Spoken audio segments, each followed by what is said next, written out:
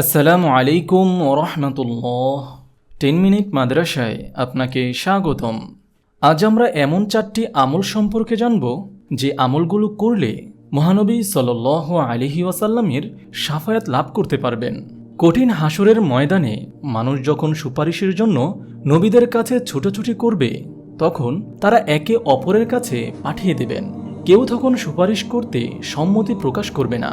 সেই কঠিন মুহূর্তে আমাদের প্রিয় নবী থাকবেন একমাত্র ভরসাস্থল। তিনি সেজদায় পড়ে আল্লাহর কাছে সুপারিশের অনুমতি নিয়ে উম্মতের জন্য সুপারিশ করবেন। হাদিসের এক বর্ণনা এসেছে, আমি হব সর্বপ্রথম সুপারিশকারী এবং সর্বাগ্যে আমার সুপারিশ কবুল করা হবে। ইবনে মাজা হাদিস নম্বর 4308।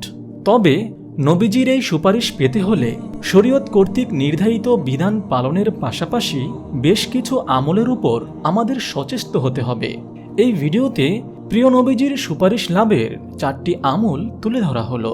নম্বর 1, একত্ববাদের স্বীকারোক্তি প্রদান।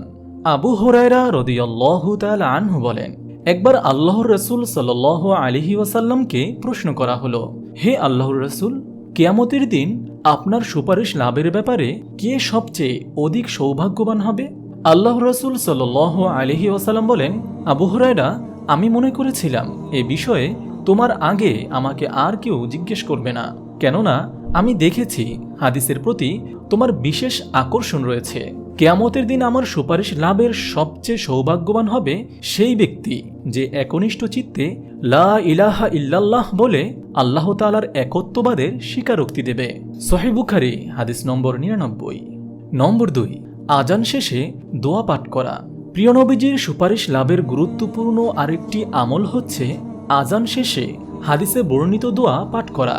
সাহাবী জাবের ইবনে আব্দুল্লাহ রাদিয়াল্লাহু তাআলা আনহু থেকে বর্ণিত, আল্লাহর রাসূল সাল্লাল্লাহু আলাইহি ওয়াসাল্লাম বলেছেন, যে ব্যক্তি আজান শুনে এই দোয়া করে, আল্লাহুম্মা রাব্বা হাযিহিদ দাওয়াতিত তাম্মাহ ওয়াস সালাতিল কাইমাহ আতি মুহাম্মাদানিল ওয়াসিলাতা ওয়াল ফাদিলাহ ওয়াবআসহু মাকামান মাহমুদানিল্লাযী ওয়া'আদতাহ, যে এই দোয়া পড়বে কিয়ামতের দিন সে আমার সুপারিশ লাভের অধিকারী হবে।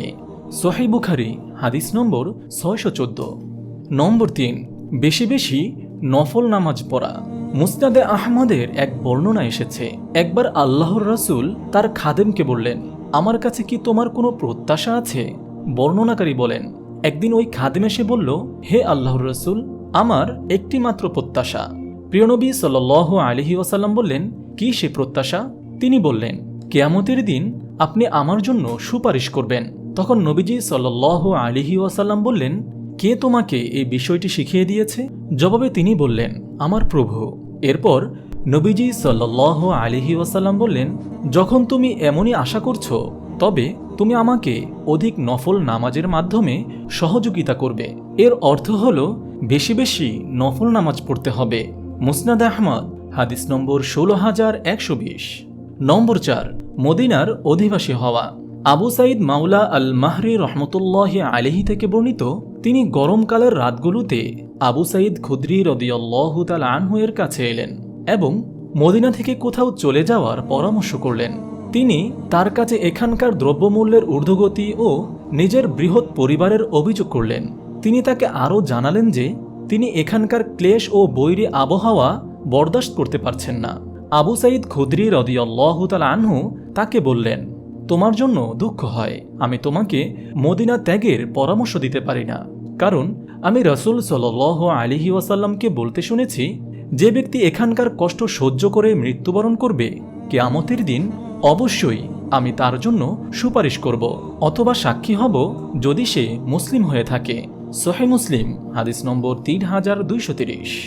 আল্লাহ তাআলা আমাদের সবাইকে প্রিয় নবী সাল্লাল্লাহু আলাইহি ওয়াসাল্লামের সুপারিশ লাভ করার তৌফিক দান করুন, আমিন। আপনি যদি এরকম ভিডিও আরও পেতে চান, তাহলে এই চ্যানেলটি সাবস্ক্রাইব করে পাশে রাখা বেল আইকনটি অন করে দিন।